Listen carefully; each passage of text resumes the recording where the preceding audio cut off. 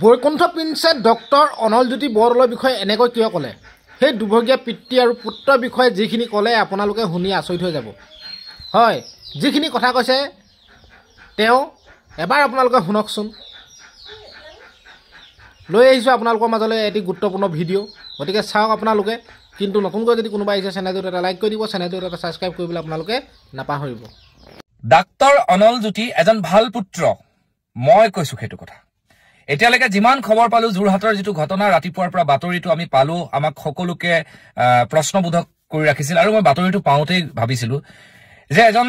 লৰাই যেনেধৰণে কথা পাতিছে দেউতাকৰ লগত, মই ভাবিছো নিশ্চয় ইয়াত আঁৰত কিবা এটা কাহিনী আছে। মোৰ হাতখনে বাৰে বাৰে কৈ আছিল যে লিখো। অলৰেডি আমাৰ ছচিয়েল মিডিয়াত আৰু বাতৰি চেনেলে তেওঁলোকক এখন এই ডাক্তৰ অনলজ্যোতি বেয়া বুলি এখন চাৰ্টিফিকেট অলৰেডি দি দিলে। মানে এইটো খুব বেয়া কথা। চাব লাগে গোটেই বস্তুটো কি হৈ আছে, কি কাৰণে নিজৰ পুত্ৰই দেউতাকৰ ওচৰলৈ যোৱা নাই, সেই কথাটো আমি প্ৰথম এনালিচিছ কৰিব লাগিব। মই সদায় ভিডিঅ' বনাই থাকো যে মাক দেউতাকক কোনেও অৱজ্ঞা নকৰিব। মাক দেউতাক বুঢ়া হলে যিকোনো কথা কয় আপোনালোকে অলপ সহ্য কৰিব, মাক দেউতাকক যেনে তেনে শান্তিত ৰাখিব চেষ্টা কৰিব। কিন্তু আজি মই প্ৰথমবাৰৰ কাৰণে ডাক্তৰ অনলজ্যোতিৰ পক্ষ লৈছো। এটা কাৰণে লৈছো, মই বৰ্তমান সময়ৰ যিটো পৰিৱেশ, সেই পৰিৱেশটোৰ কথা মই ক'ব বিচাৰিছো যে মদ খাই খাই তেওঁলোকৰ মানে ডাক্তৰ অনলজ্যোতিৰ দেউতাকে অনলজ্যোতিৰ মাকক যিখিনি শাৰীৰিক মানসিক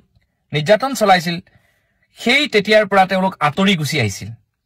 দেউতাকজনৰ কৰ্তব্য সেই সময়ত যেতিয়া ডেকা হৈ আছিল, যেতিয়া তাৰ ওচৰত পাৱাৰ আছিল, মানি আছিল, তেজ আছিল গাত ডেকা হৈ থকাৰ, তেতিয়া তেওঁ নিজৰ পুত্ৰক, নিজৰ ৱাইফক, এই যিগৰাকী পত্নী তেওঁ বিয়া পাতি আনিছিল, তেওঁ কাৰোবাৰ ঘৰ জীয়েকে আছিলে সেই সময়ত গাভৰু হৈ থাকোতে। গতিকে মানসিক শাৰীৰিক তেওঁ নিৰ্যাতন চলাইছিল, যাৰ বাবে ছোৱালী ল'ৰা আৰু মাক গুচি আহিছিল আৰু তেওঁ বেলেগলৈ গুচি গৈছিল। আৰু তেওঁ বহুত মানে তেওঁ এই মানুহজন কেৰেক্টাৰ, দেউতাক কেৰেক্টাৰজন অনলজ্যোতি ছাৰৰ মানে যিজন দেউতাক, তেওঁ আৰু চৰিত্ৰৰ মানে খবৰ পোৱা গৈছে। বৰ্তমান সময়ত যেনেকে পৰকীয়া প্ৰেম চলি আছে, নিজৰ ল'ৰা ছোৱালী কালিলে পৰীক্ষা, বাপেকে এনেকুৱাও মই খবৰ পাওঁ যে বাপেকে বেলেগ মাইকী লৈ পেলাই কৰবাত ঘূৰি আছে।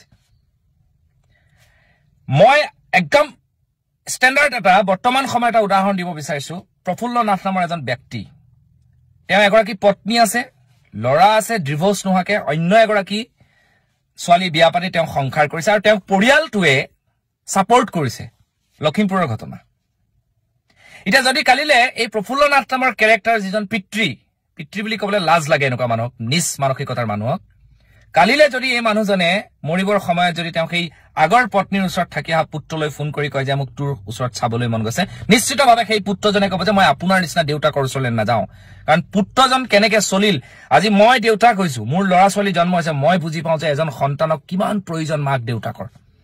এগৰাকী পত্নীক এজন স্বামীৰ সহযোগিতা কিমান ইম্পৰ্টেণ্ট হয়, সেইটো মই বুজি পাওঁ, বা আমাৰ সভ্য সমাজখনে বুজি পায়। আজিকালি বহুত দেখিছো পৰকীয়া প্ৰেম কৰে, নিজৰ ঘৰৰ ল'ৰা ছোৱালীক চাব, বুঢ়া হৈ গ'ল কাৰণে আপুনি কানি কানি ফোন এটা কৰি দিলে, চব আমাৰ সমাজে আপোনাক স্বীকৃতি দি দিলে, আপোনাৰ ইতিহাসটো নাচায়, আপুনি বেয়া কৰ্ম কৰি আহিছিলে, এই পৃথিৱীতে বেয়া ফল পালে আৰু সকলোৱে পাব। যিবিলাক মানুহে, যেনেকে মই প্ৰফুল্ল নাথৰ কথা কৈছো, অপেনলি কৈছো মই এইটো কথা, তেওঁ যিহেতু এগৰাকী পত্নী থাকোতে অন্য এগৰাকী ছোৱালী বিয়া পাতি নাই, ছোৱালী অহাজনীও হাৰামী হয়। ইয়াৰ ওপৰত আমি নদী আৰু নাৰী জাগ্ৰত শক্তি অসমে এটা জনজাগৰণ সৃষ্টি কৰি আছো। 9 মাৰ্চত আমি লখিমপুৰত সভা পাতিম, নাৰী দিৱসৰ লগত সংলগ্ন কৰি। 5 এপ্ৰিলত আমি গুৱাহাটীত সভা পাতিম। আৰু যিসকল পুত্ৰই মাক দেউতাকক নাচায়, যিসকল পুত্ৰই চাকৰি পাই বাহিৰলৈ গুচি যায়, সেইসকলৰ কিন্তু সেই মাক দেউতাক পক্ষত কিন্তু নদী আৰু নাৰী জাগ্ৰত শক্তি অসম আমি সদায় আছো লগত। মাক দেউতাকক অত্যাচাৰ কৰিব নিদিওঁ। কিন্তু এনেকুৱা দেউতাক নিজ মানসিকতা, যিবিলাকৰ নিজৰ ঘৰত ল'ৰা ছোৱালীয়ে পঢ়িছে নাই খবৰ নাই, ৰাতি হলে মদটো খাই আহি ল'ৰা ছোৱালীক মানসিক অত্যাচাৰ কৰিব, মাকক অত্যাচাৰ কৰিব, মাকৰ এই মৰ্ম বেদনা এজন পুত্ৰই বুজি পায়। আৰু মই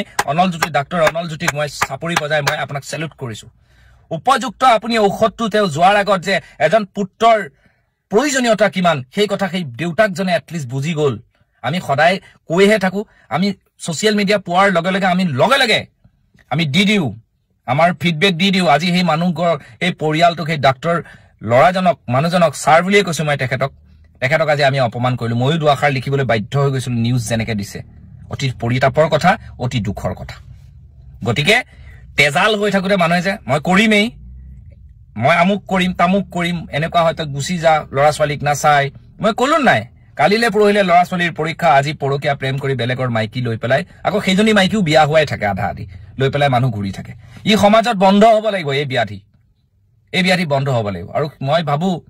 যে এনেকুৱা ধৰণৰ কাণ্ড আৰু নঘটক যিসকল শিক্ষিত ব্যক্তি আছে নিজৰ পৰিয়ালটোৰ কথা চিন্তা কৰক এটলিষ্ট নিজৰ পৰিয়ালটো ল'ৰা ছোৱালী সমাজখনৰ কথা চিন্তা কৰক মিছাতে আপোনালোকে বদনাম দি নিদিব মানুহক গতিকে মই বিনম্ৰতাৰে কম যে এইখিনি কথা মই আপোনালোকক আজি এই ভিডিঅ'ৰ যোগেৰে মই জনাইছো এটা পৰিয়ালক মিছাতেই বদনাম দি দিয়া হৈছে মই ভাবো ডাক্তৰ অনল জ্যোতি সেলুট কৰিবলগীয়া ব্যক্তি কাৰণ ডেকা হৈ থাকোতে এই আজি যিজন পয়াটো মৰিল মানুহজন মই ক'ব নালাগে কিন্তু তেওঁ যিটো কাম কৰি থৈ গৈছে তাৰ উত্তৰ এই পৃথিৱীত পাই গ'ল এইটোহে আচল কথা মই ভাবো কোনোবাই লিখা দেখিছো যে দেউতাক হ'ল যিমানেই যি নহওক দেউতা কিন্তু যে সেই মৰ্ম বেদনা এই ল'ৰাজনে যে পঢ়িবৰ কাৰণে স্কলাৰশ্বিপ লৈ পেলাই সেই ডাক্তৰ হৈছে মাকে কষ্ট কৰি কৰি শিক্ষকতাৰে পোৱা কেইটামান পইচাৰে তেওঁক ডাক্তৰ বনাইছে গতিকে তেওঁক মই চেলুট জনাইছো এনেই ৰিভিউ দিয়াৰ আগতে মানুহবিলাকে অকমান এনালিচিছ কৰি ল'ব বাতৰি কোনোবা বিনম্ৰতাৰে কম অকমান মানুহক জানি বুজি ল'লে ভাল লাজ নালাগেনে নিজৰ ঘৰত পত্নী থাকোতে আনৰ পত্নীৰ কাৰণে নিজৰ ল'ৰা ছোৱালীকেইটাক কষ্ট দি আছে লাজ নালাগেনে কালি এগৰাকী মানুহে মোক কানি কানি ফোন কৰিছে অসমৰে যে দাদা মানে আপোনালোকৰ নদী আৰু নাৰী জাগ্ৰত শক্তি অসম আছে মোক অলপ সহায় কৰক যে মোৰ মানুহজন আজি 4-5 দিন 6 দিন হ'ল ঘৰত নাই ফোন কৰিলে ৰিচিভ নকৰে মোৰ ঘৰত থকা মানে তেওঁলোকৰ 7 বছৰীয়া ল'ৰাটোৰ জ্বৰ কিন্তু বাপেকে খবৰ ল'বলৈ সময় নাই বাপেকে বেলেগ এগৰাকী তিৰুতাৰ লগত কৰবাত ফুৰিবলৈ গুচি গৈছে আৰু এই কথাকিটা যেতিয়াই মহিলাগৰাকীয়ে প্ৰতিবাদ কৰে তেতিয়াই তেওঁ গম পাইছে না কি কৰে ঘৰত আহি মানুহজনে মানুহগৰাকীৰ নিজৰ পত্নীগৰাকীৰ মোবাইলটো ভাঙি পেলাই পইচা 1 টকা নিদিয়ে তেওঁক খাবলৈ মেলিবলৈ যেনে তেনে চাউল কেইটা আৰু দালি কেইটামান আনি পেলাই তেওঁ উধাও হয় আৰু সেই গৰাকী যিগৰাকী পত্নী মানে মহিলাৰ লগত ঘূৰি আছে সেই মহিলাগৰাকীও আকৌ বেলেগ পুৰুষৰ পত্নী মোক ফোন কৰি কৈছে দাদা আপোনালোকৰ নদী আৰু নাৰী জাগ্ৰত শক্তি অসম আছে আপোনালোকে মোক অলপ সহায় কৰক আমি যিমানখিনিলৈকে পাৰিছো বা মোৰ নিৰ্দেশনাত আমাৰ নদী আৰু নাৰী জাগ্ৰত শক্তি অসমে যিমানখিনিলৈকে পাৰিছে কৰিছে কিন্তু সহায় লাগিব অসমৰ মুখ্যমন্ত্ৰীৰ ডাঙৰীয়াৰ আৰু এই ভিডিঅ'টো লখিমপুৰ বাকী ৰাইজ আৰু অসমবাসী ৰাইজে শুনিব আৰু ভিডিঅ'টো মহিলাসকলে শ্বেয়াৰ কৰি দিব দুৰ্ভগীয়া মহিলাসকল পুনৰ একত্ৰিত হ'বই লাগিব একত্ৰিত নহলে নহব 10জনী মহিলা আপোনালোকক মই একগোট হ'বলৈ কৈছিলো ঠিক তেনেকৈ প্ৰতিখন জিলাতে একগোট হৈছে লখিমপুৰত সাধাৰণ সভা আছে 9 মাৰ্চত সাধাৰণ সভা আছে আপোনালোক সেই সভালৈ যাওক সভালৈ কেনেকৈ যাব ক'ত সভাখন হ'ব মই আপোনালোকক মোৰ নাম্বাৰটো দি দিছো 8638290117 তাৰ পিছত মই লখিমপুৰ জিলাৰ সভানেত্ৰী নাম্বাৰ দি দিম আপোনালোকে তেওঁক কন্টেক্ট কৰিব কৰি এটা গোট হওক আৰু চাওক মহিলাৰ শত্ৰু পুৰুষৰ শত্ৰু কিছু পুৰুষে অন্য পুৰুষৰ ঘৰ ভাঙি আছে ঠিক তেনেকৈ এগৰাকী মহিলাই অন্য এগৰাকী মহিলাৰ ঘৰখন ভাঙি পেলাইছে মই মাননীয় মুখ্যমন্ত্ৰী ডাঙৰীয়াক বাৰে বাৰে অনুৰোধ কৰি আছো মই আকৌ ঘোষণা দিছো 5 এপ্ৰিলত আমি গুৱাহাটীত লগ পাম সচলৰ ওচৰে পাজৰে আমি মুখ্যমন্ত্ৰী ডাঙৰীয়ালৈ চিঠি লিখিম যে এগৰাকী পত্নী থাকোতে অন্য এগৰাকী ছোৱালীৰ লগত প্ৰেম কৰি ঘৰত অশান্তি কৰা আইনখন ক'ত আছে তেতিয়াও নাই যিমানে আইন দিলেও আমি ইয়াৰ বিৰোধিতা কৰো নদী আৰু নাৰী জাগ্ৰত শক্তি অসম আপোনালোকে জানে এটা সুসংগঠিত সংগঠন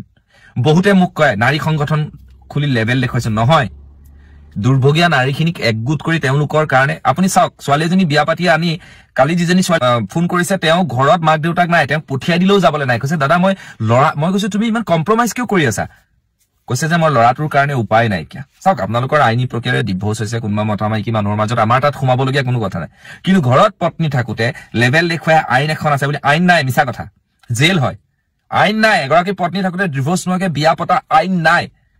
কোনো লেভেল দেখাই লাভ নাই আৰু নদী আৰু নাৰীৰ জাগ্ৰত শক্তি অসমৰ সংগঠনৰ মহিলাসকলে ধৰিব আৰু লগত আমাৰ যিটো যুৱ সংগঠন আছে একত্ৰিত যুৱ পৰিষদ ল'ৰাসকল ইয়াৰ লগত একগোট হওক আপোনালোকৰ কেতিয়াবা বিপদ হ'ব আৰু এই সংগঠনটোত মাকবিলাক একত্ৰিত হওক আমাৰ সংগঠনৰ লগত যোগাযোগ কৰক তেতিয়াহে আমি বেলেগ এজন মানুহক সহায় কৰিব পাৰিম অকলে আমি সহায় কৰি থাকিব নোৱাৰো ফোন কৰি কান্দিলে লাভ নাই কন্দাৰ আগতেই ব্যৱস্থা কৰিব লাগিব কালিলে আপোনাৰ ছোৱালীজনী বিয়া দিব একেই পৰিস্থিতি যদি হয় কালিলে আপোনাৰ ল'ৰাটোৱে বিয়া পাতি আনিব একেই পৰিস্থিতি যদি হয় তেতিয়া আমাৰ সংগঠনৰ সহায় বিচাৰি লাভ নাই গতিকে 9 মাৰ্চত লখিমপুৰত এখন সাধাৰণ সভা হ'ব আমাৰ ভিন্ন জিলা আছে ভিন্ন জিলাত আমাৰ কাম কৰি আছে ছোৱালীবিলাকে মানুহবিলাকে খুব ভাল লাগি আছে গতিকে মই বিনম্ৰতাৰে কম যে আপোনালোক সকলো মিলি জুলি দুৰ্ভগীয়াসকল মিলি থাকক কিছুমান মানুহ আহিছে এনেকুৱা মহিলা সমস্যা সমাধান হ'ল কাটি খাই দিলে নহ'ব সেইটো হ'লে আপোনালোকে আনক সহায় কৰিব নোৱাৰিব আৰু ইয়াত আমাৰ কোনো ব্যক্তিগত শত্ৰুতা নাই মই পুনৰবাৰ কৈছো এই বস্তুটোৱে মোৰ নিজৰে বেয়া লাগে দেখিলে যে নিজৰ সন্তানটোৰ কথা নাভাবে মানুহে কেনেকুৱা ধৰণৰ মানুহ হ'ব এইবিলাক কওকচোন নিজৰ সন্তানটোৰ কথা নাভাবি নিজৰ ঘৰখনৰ কথা নাভাবি বেলেগ মাইকীৰ লগত প্ৰেম কৰা মতাকিটা কিমান অসভ্য হ'ব লাগিব নিজৰ স্বামী থাকোতে নিজৰ সন্তান থাকোতে আকৌ বেলেগ এজন পৰৰ পুৰুষৰ লগত প্ৰেম কৰি বিয়া পাতিবলৈ মানে মন কৰা এই মহিলাবিলাক কেনেকুৱা অসভ্য অভদ্ৰ হ'ব লাগিব সমাজে বিচাৰ কৰক সমাজ একত্ৰিত হওক মই প্ৰত্যেক শ্ৰেণীৰ ব্যক্তিকে কৈছো প্ৰতিটো সংগঠন একগোট হৈ পেলাই ইয়াৰ ওপৰত ব্যৱস্থা গ্ৰহণ কৰক নহলে সমাজৰ অৱস্থা বহুত বেয়া বহু নাৰী আজি কানি কানি ভাত খাব লগা হৈছে নদী আৰু নাৰী জাগ্ৰত শক্তি অসম একত্ৰিত যুৱ পৰিষদৰ পৰা তীব্ৰ ভাষাৰে মই সকিয়নি দিছো এটুত আপোনালোকৰ মই পুনৰবাৰ কৈছো কাৰো লগতে ব্যক্তিগত শত্ৰুতা নাই কিন্তু যেতিয়া বাচ্চাটো লৈ পেলাই মানুহজনীয়ে কানি থাকে পৰীক্ষাৰ সময়ত যেতিয়া মানুহগৰাকীয়ে ল'ৰা ছোৱালীক পঢ়ুৱাব লাগে সেই সময়ত যেতিয়া কানি থাকে তেতিয়া কেনেকুৱা ধৰণৰ অৱস্থাৰ সৃষ্টি হ'ব পাৰে ঘৰখনত আপোনালোকে এবাৰ ভাবিবচোন গতিকে মই বিনম্ৰতাৰে কম যে এইবিলাকৰ পৰা আঁতৰি আপোনালোকে এখন সুস্থ সমাজ গঠন কৰাৰ দিশে আগবাঢ়ক ধন্যবাদ জয় অসম